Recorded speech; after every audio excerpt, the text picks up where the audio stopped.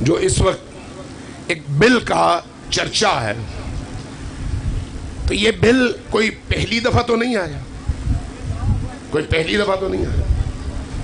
آپ کو ایک واقعہ سناتا ہوں۔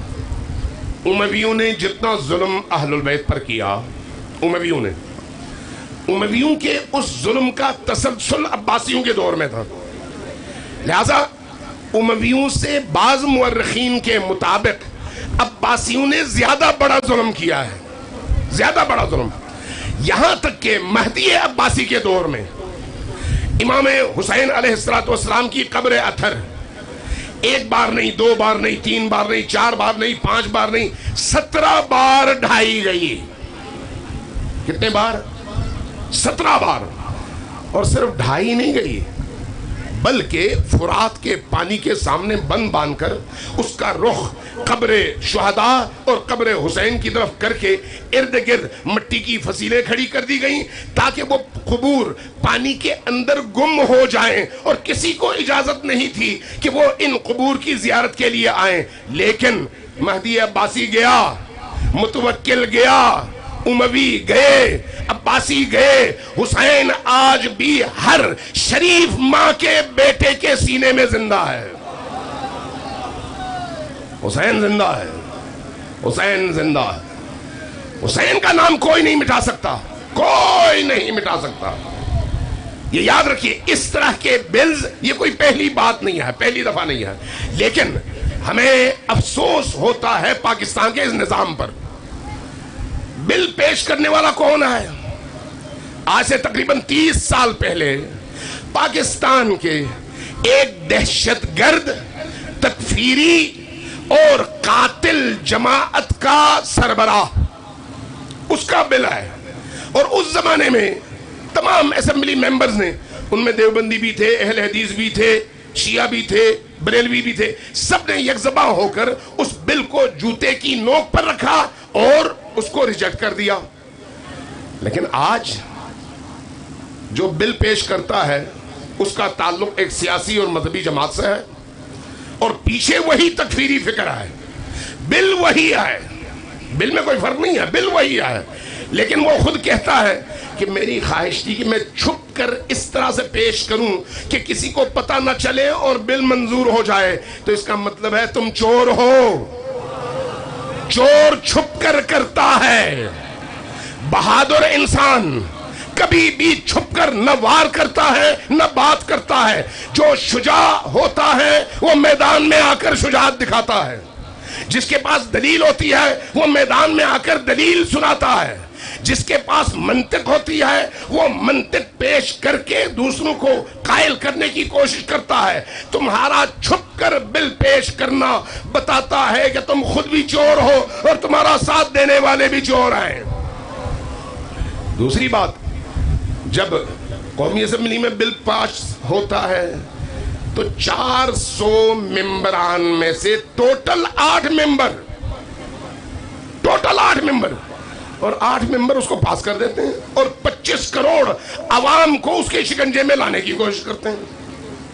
اور جب سینٹ میں پاس ہوتا ہے تو سینٹ میں 86 تقریباً ممبران یا 90 کے قریب ممبران میں سے ٹوٹل 25 ممبر، اور ان 25 ممبروں کو بھی اس بل کے مسودے سے بے خبر رکھا جاتا ہے، بے خبر، اور بے خبر رکھ کر ان سے کہا جاتا ہے تم نے صرف ہاں کرنی ہے بس۔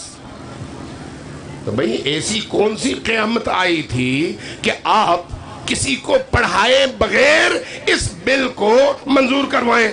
جو اس طرح کا کالا بل ہوگا اس کو پاکستان کی مظلوم عوام جوتے کی نوک پر رکھے گی، اس کی کوئی حیثیت نہیں ہے، کوئی حیثیت نہیں ہے۔ یہ دہشت گردی کا بل ہے، یہ دہشت گردی کا بل ہے، یہ ناصبیت کا بل ہے، یہ اہل البیت سے دشمنی کا بل ہے، یہ چوروں اور ڈاکوؤں کا بل ہے، یہ قاتلوں کا بل ہے، یہ ان دہشت گردوں کا بل ہے جنہوں نے گزشتہ اس عرصے میں 80,000 پاکستانیوں کا قتل عام کیا ہے، یہ ان کا بل ہے۔ ایک ایسے بل پر ہم خاموش رہیں اور کہیں کہ بھئی جو ہو گیا ہو گیا، نہیں، ایسی بات نہیں ہے۔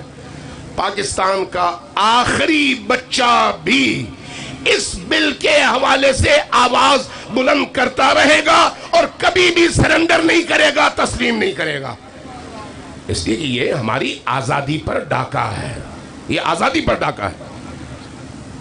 دیکھیے مصیبت کیا ہے، امیر المؤمنین علی ابن ابی طالب کے مقابلے میں خوارج آئے۔ خوارج کون تھے؟ نمازی، سجدہ کرنے والے، قرآن کی تلاوت کرنے والے، عبادت ان کے چہرے سے عیاں تھی۔ وہ خوارج جن کی پیشانی کثرت سجود سے کالی ہو جاتی تھی، سجدے کی کثرت سے، لیکن یہ سجدہ ان کے کسی کام آتا تھا؟ شیطان نے 6000 سال سجدے کیے تھے، 6000 سال کے سجدے کام نہیں آئے۔ کیوں؟ اس لیے کہ اللہ کا حکم نہیں مانا گیا۔ جب علی ابن ابی طالب کے مقابلے میں یہ خوارج اٹھے تو انہوں نے ایک نعرہ بلند کیا۔ نعرہ کیا تھا؟ لا حکم الا للہ، ہم اللہ کے علاوہ کسی کا حکم نہیں مانتے۔ امیر المؤمنین، حکیم امت، وارث علم نبی اور اللہ کا وہ عظیم ولی، ایک جملہ فرمایا کلمت حق یراد بحل باطل۔ کتنا خوبصورت نعرہ ہے اور اس کے پیچھے کتنا مکروہ اور کتنا نجس ارادہ ہے۔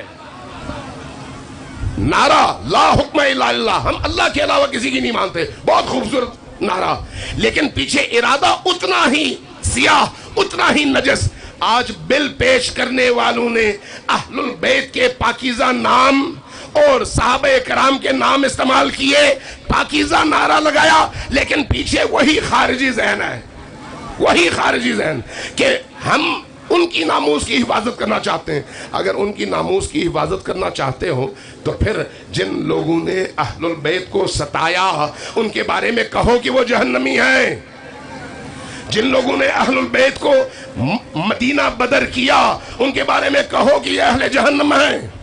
جن لوگوں نے مکہ سے، مدینہ سے، حجاز کی زمین سے سادات کو نکلنے پر مجبور کیا ان کے بارے میں کہو کہ یہ گمراہ تھے، باطل تھے اور شیطان کے پیروکار تھے، کہو۔ یہ کبھی بھی نہیں کہیں گے۔ سارا زور اس پر ہے کہ دشمنان محمد و آل محمد اور مکہ کی فتح کے موقع پر بعض مجبوراً جان کی خوف کی وجہ سے اسلام کے دائرے میں داخل ہونے کا اعلان کرنے والے بعض اہل نفاق کو تمام امت پر فضیلت دے کر ان کی بڑائیاں بیان کریں اور تمام اہل البیت کو ایک سائٹ پر رکھ دیں۔ یہ کسی مسلمان کے لیے قابل قبول نہیں ہے، کسی مسلمان کے لیے، کسی مسلمان کو یہ گوارا نہیں ہے کہ وہ منافقین کو قبول کرے۔ لہذا ایسے بلز کوئی اثر نہیں رکھ سکتے اس معاشرے کے اندر۔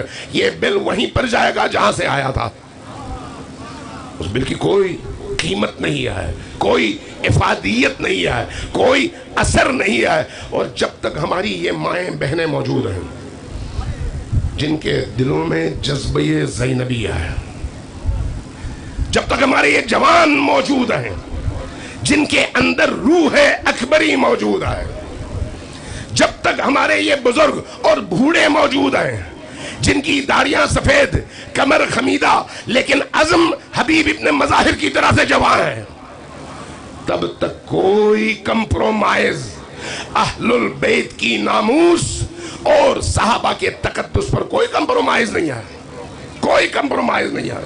عزیزان گرامی، یہ جو عزاداری ہے جس میں آج آپ یہاں پر تشریف فرما ہیں، یہ کوئی رسم نہیں ہے، بیعت ہے حسین ابن علی کے ہاتھ، اعلان ہے کہ اے حسین ابن علی ہم آپ کے ساتھ ہیں، کربلا والوں ہم آپ کے ساتھ ہیں، اس لیے آپ کے خیمے میں آئے ہیں۔ یہ خیمہ حسین ہے، خیمہ جلانے والے اور ہیں، حفاظت کرنے والے اور ہیں۔ ہم ان کی اولادیں ہیں جنہوں نے اس خیمے کی حفاظت کی ہے اور خیمے والوں کے ارادوں کی، مقاصد کی، پیغام کی حفاظت کیا ہے۔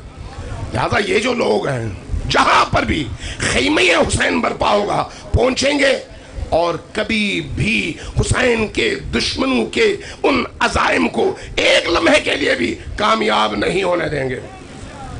अगर आप इस बात पर तैयार हैं और ये आपके दिल की आवाज है तो सब मर्द व जन अपने दोनों हाथ बुलंद करके पूरी ताकत के साथ लाहौर की फजा में अपना ये एहतजाज रिकॉर्ड करवाएं कि हमने हुसैन को लब्बैक कहा है, यजीद को नहीं। लब्बैक या हुसैन।